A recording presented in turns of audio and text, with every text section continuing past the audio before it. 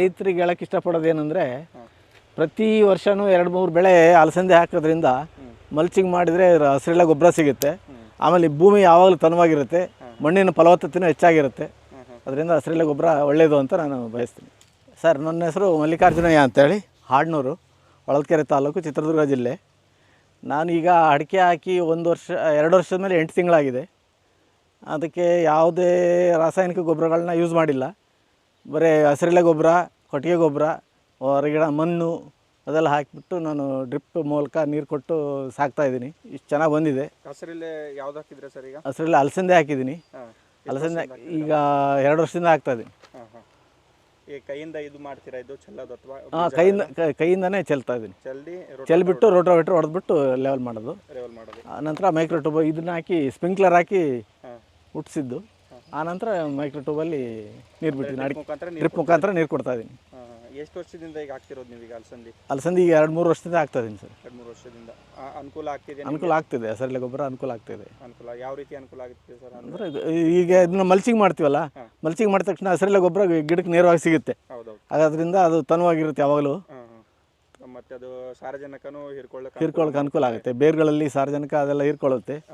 ಹಾಗಾಗಿ ಬೇರು ಫಲವತ್ತತೆ ಚೆನ್ನಾಗಿರುತ್ತೆ ಅಂತೇಳಿ ಮಣ್ಣಿನ ಫಲವತ್ತತೆ ಹೆಚ್ಚಾಗುತ್ತೆ. ಮತ್ತೆ ಕಳೆ ಬರ್ತಾವಲ್ಲ ಸೆಂಟ್ರಲ್ಲಿ, ಅದು ಅವಾಯ್ಡ್ ಆಗುತ್ತೆ. ಮತ್ತೆ ನೀವು ಕಳೆಗಳನ್ನು ಹೊಡಿತಿರ್ತಾ ಇರಲ್ಲ, ಕಳೆನಾಶಕ ಯಾವುದು ಯೂಸ್ ಮಾಡಲ್ಲ. ಕಳೆನಾಶಕ ಹೊಡೆದೇ ಇರ್ಬೋದು ನೀವು. ಕಳೆ ನಿಯಂತ್ರಣ ಮಾಡುತ್ತೆ. ಈ ತರ ಎಲ್ಲ ನೀವು ಬೆಳೆಸ್ತಿದ್ರೆ ಚೆನ್ನಾಗಿತ್ತು. ಲಾಟ್ ಚೆನ್ನಾಗಿದೆ. ಇದೇ ತರ ಬೆಳೆಸ್ತಾ ಇರಿ. ಸ್ಪೆಷಲಿ ಈಗ ಏನಂತಂದ್ರೆ ಬಿಸಿಲು ಜಾಸ್ತಿ ಆಗ್ತಾ ಹೋಗುತ್ತೆ. ಹೌದು, ಇನ್ಮೇಲೆ ಇನ್ನೂ ಜಾಸ್ತಿ ಅಲ್ಲ ಬಿಸಿಲು. ಅದರಿಂದ ನೆಲ ಯಾವಾಗಲೂ ತಂಪಾಗಿರುತ್ತೆ. ಹಸಿ ಆರಲ್ಲ, ತಂಪಾಗಿರುತ್ತೆ. ಮತ್ತೆ ಯಾವುದೇ ಕೀಟ ಬಾಧೆ ಯಾವುದೇ ಇರೋದಿಲ್ಲ. ನಂತರ ಈ ಸುಣ್ಣ ಬೇರೆ ಹೊಡೆದಿದ್ದೀನಿ. ಸುಣ್ಣ ಹೊಡೆದಿದ್ರೆ ಸುಣ್ಣ ಏನೇನು ಮಿಕ್ಸ್ ಮಾಡ್ಕೊಂಡು ಹೊಡೆದಿದ್ರೆ? ಸುಣ್ಣ ಇದು ಕಲ್ಲು ಸುಣ್ಣ, ಅದು ಪೌಡರ್ ಸುಣ್ಣ ಅಲ್ಲ.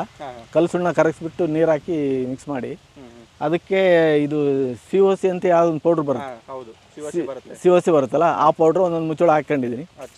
ಮುಚ್ಚಳ ಹಾಕೊಂಡು ಬ್ರಷಿಂದ ಹೊಡೆದಿದ್ದೀನಿ. ಹೌದಲ್ಲ?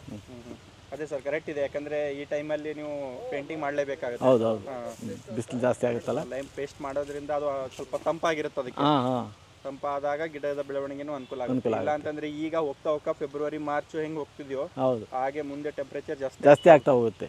ಜಾಸ್ತಿ ಆಗ್ತಾ ಅಂತಂದ್ರೆ ಮುಂದೆ ಮತ್ತೆ ರೆಡ್ ಮೈಟ್ಸು, ವೈಟ್ ಮೈಟ್ಸ್ ಅವೆಲ್ಲ ಬರ್ತವೆ. ಈಗ ಇದು ಹೇಗೆ ಸರ್, ಇದು ಪೇಸ್ಟ್ ಎಲ್ಲ ಹೆಂಗೆ ಮಾಡಿದ್ದು ನೀವೆಲ್ಲ? ಸುಣ್ಣ ಹಚ್ಚಿದ್ದು ಹೇಗೆ, ಕೈಯಿಂದ ಅಥವಾ ಲೇಬರ್ ತೊಗೊಂಡಿದ್ರೆ? ಸರ್, ಇದು 4 ದಿನಕ್ಕೆ ನಾನು ಒಬ್ಬನೇ ಹಚ್ಚಿರೋದು ಸರ್. ನೀವು ಹಚ್ಚಿದ್ದೀರಾ? 800 ಗಿಡ ಇದೆ. ಈಗ ನಾನು ಒಬ್ಬನೇ ಹಚ್ಚಿದ್ದೆ 4 ದಿನಕ್ಕೆ. ಒಬ್ಬರೇ ಹಚ್ಚಿದ್ರೆ? ಹೌದು.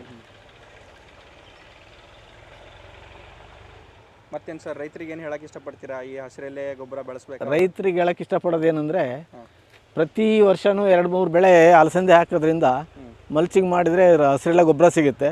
ಆಮೇಲೆ ಭೂಮಿ ಯಾವಾಗಲೂ ತನವಾಗಿರುತ್ತೆ, ಮಣ್ಣಿನ ಫಲವತ್ತತೆಯೂ ಹೆಚ್ಚಾಗಿರುತ್ತೆ. ಅದರಿಂದ ಹಸಿರೆಲೆ ಗೊಬ್ಬರ ಒಳ್ಳೆಯದು ಅಂತ ನಾನು ಬಯಸ್ತೀನಿ.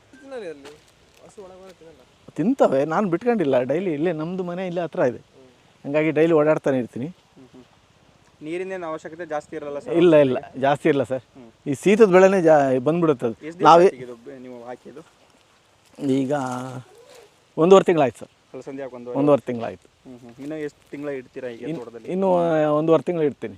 1.5 ತಿಂಗಳಾದ್ಮೇಲೆ ಹೇಗೆ ಅದಕ್ಕೆ ಮಲ್ಚಿಂಗ್ ಮಾಡೋದು ಅಷ್ಟೇ. ರೋಟೋವೇಟರ್ ಮುಖಾಂತರ? ರೋಟೋವೇಟರ್ ಅಲ್ಲ, ಬಾಂಡ್ಲಿ ಹೊಡಿಸ್ತೀನಿ. ಬಾಂಡ್ಲಿ ಹೊಡಿಸ್ಬಿಟ್ರೆಲ್ಲ ಪಲ್ಟಿ ಆಗುತ್ತಲ್ಲ. ಪಲ್ಟಿ ಆದ ನಂತರ 2 ಮಕ್ಕನ ಬಾಂಡ್ಲಿ ಹೊಡೆದ್ಬಿಟ್ರೆ ಪೂರಾ ಎಲ್ಲ ಮಲ್ಚಿಂಗ್ ಆಗುತ್ತೆ. ಈಗ ನೀವು ಬಾಂಡ್ಲಿ ಹೊಡಿತೀರಾ ಅಂತಂದಿರಲ್ಲ ಸರ್, ತೀರಾ ಡೀಪ್ ಆಗಿ ಹೊಡಿತೀರಾ ಅಥವಾ ಮೇಲ್ಗಡೆ ಅಷ್ಟೇ ಸರ್? ಡೀಪ್ ಆಗಿ ಹೊಡೆದ್ರೆ ಬೇರ್ ಕಟ್ ಆಗುತ್ತೆ. ಅದೇ ಹೇಳ್ತಿರೋದು. ಮೈಕ್ರೋ ಬೇರ್ಗಳು ಇರ್ತಾವಲ್ಲ, ಅವೆಲ್ಲ ಕಟ್ಟಾಗಿ ಹೋಗೋದ್ರಿಂದ ಮತ್ತೆ ಗಿಡ ಕೆಂಪಾಗ್ಬಿಡುತ್ತೆ. ಅದಕ್ಕೆ ನಾನು ಮೇಲೆ ಒಂದು 3 ಇಂಚು ಅಷ್ಟೇ ಮಲ್ಚಿಂಗ್ ಮಾಡೋದು ಅಷ್ಟೇ. ಹೌದೌದು, ಇಲ್ಲ ಉತ್ತಮ ಸರ್.